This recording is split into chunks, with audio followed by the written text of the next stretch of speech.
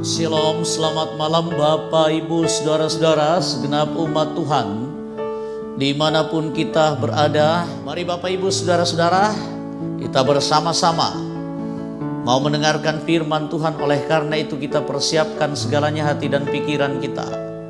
Dalam kerinduan kita bersama, mari kita berdoa memohon pertolongan kepada Tuhan. Kita berdoa.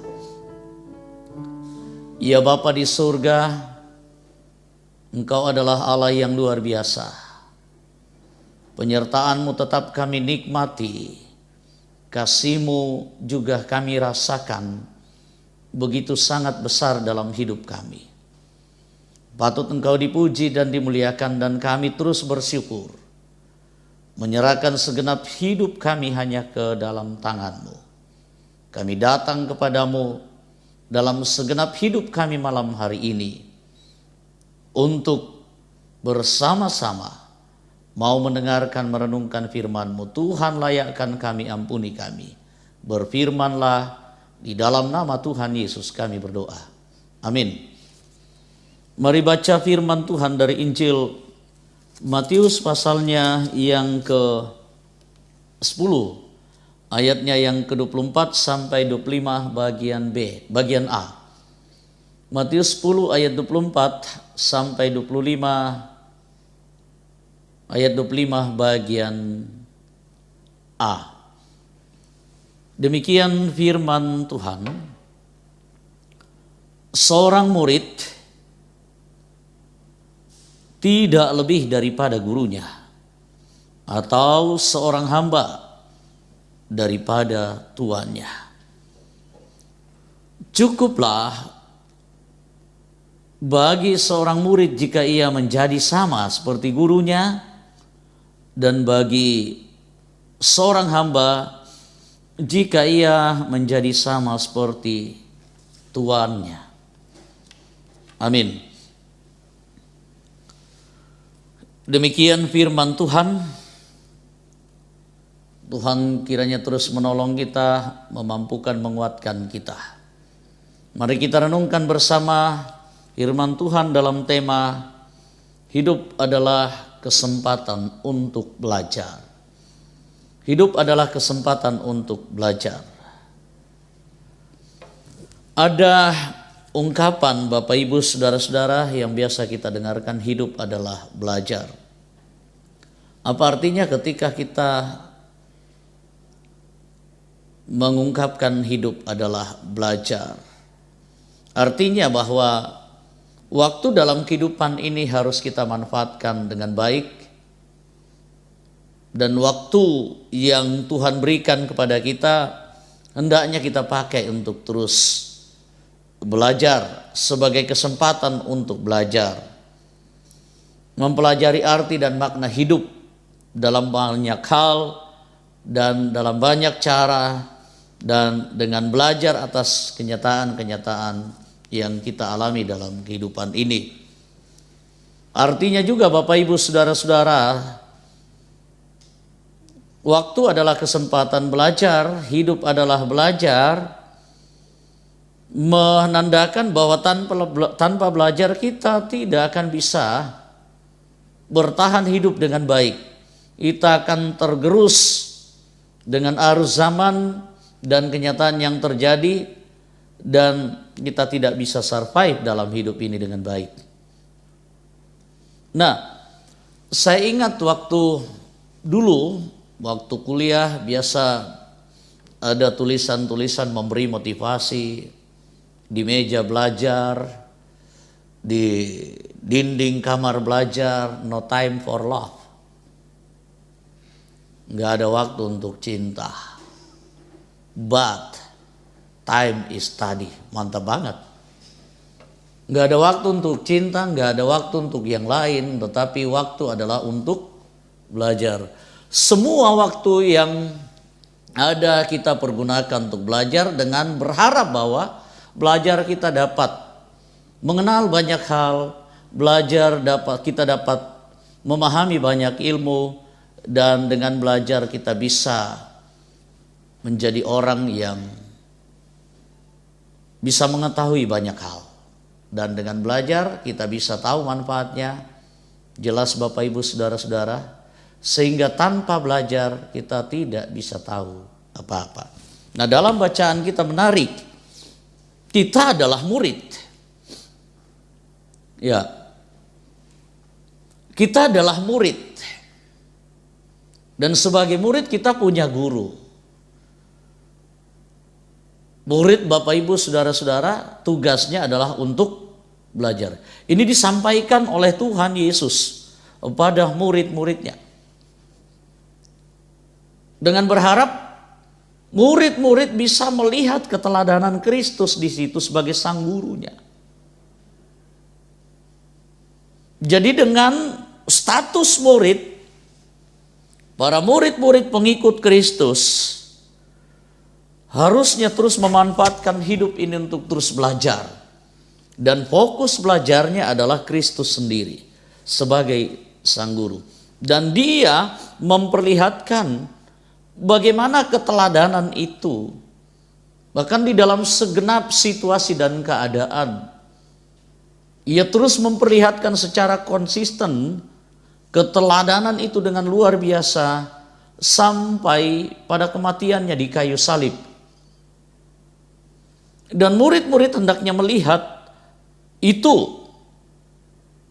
Dan ternyata juga dalam hal belajar seperti seorang murid itu setara juga dalam kapasitas sebagai seorang hamba yang memiliki Tuhan. Hamba harus setia untuk memperlihatkan bagaimana dia sebagai hamba yang baik. Bagaimana dia sebagai seorang hamba yang memiliki Tuhan. Nah, Bapak Ibu Saudara-saudara, tugas kita adalah untuk terus belajar. Dan keteladanan Kristus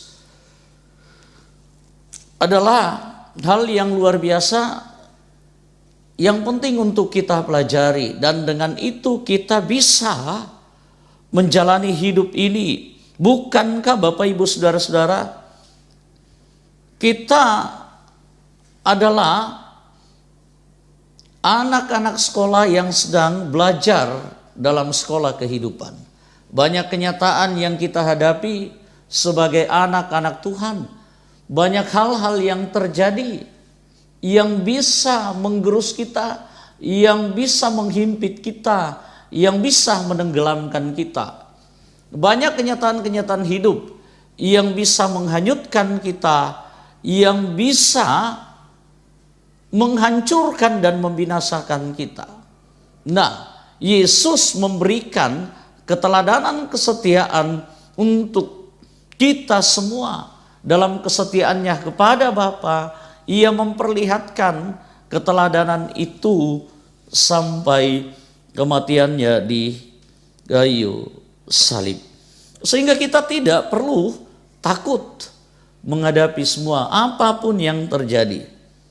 Dan di dalam kehidupan kita mempelajari arti dan makna hidup, bagaimana kita menjalani hidup ini dalam kenyataan-kenyataan yang tidak tentu, kenyataan-kenyataan yang menyakitkan, mengecewakan dan lain sebagainya. Ada Kristus, ada Tuhan kita yang terus menjaga dan melindungi kita. Dan akhirnya kita akan menjadi anak-anak sekolah, murid-murid yang akan tamat, lulus ujian di dalam sekolah kehidupan. Dan apa yang akan kita dapatkan? Sukacita yang luar biasa. Sehingga kenyataan-kenyataan yang terjadi adalah kesempatan bagi kita Bapak Ibu Saudara-saudara untuk terus belajar. Dan semakin belajar, dan belajar. Dengan belajar kita tahu banyak hal, dan dengan belajar kita terbiasa, mental kita, iman kita akan semakin dikuatkan. Roh Kudus memberkati. Amin.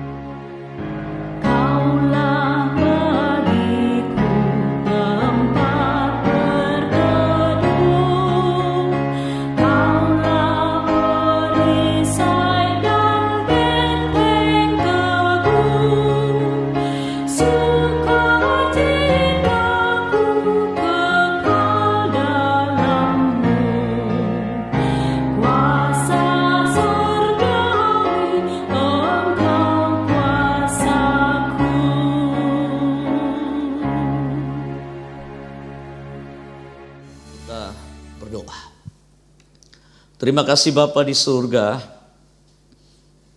Tuhan mengizinkan memperkenankan kami untuk bersama-sama sudah mendengarkan merenungkan firman-Mu. Tuhan didik kami dengan cara-Mu dan kami terus belajar sebagaimana yang Tuhan harapkan.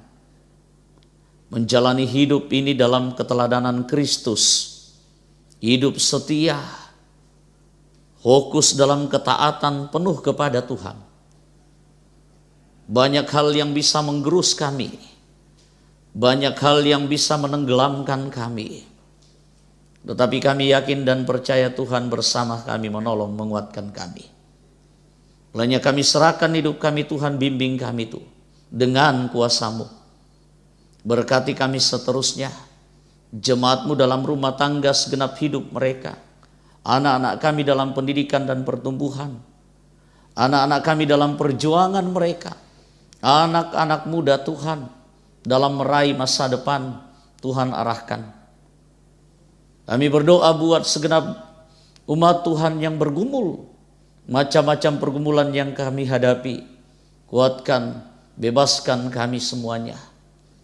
Kiranya juga kami dimampukan dalam iman percaya kami, biar kami terus fokus melihat semua yang terjadi bersama dengan Tuhan dalam iman karunia. Serahkan hidup kami, bangsa dan negara kami, lingkungan kami, kota kami. Tuhan menjaga dan melindungi kami semua. Sambut sempurnakan doa kami. Di dalam nama Tuhan Yesus kami berdoa. Amin.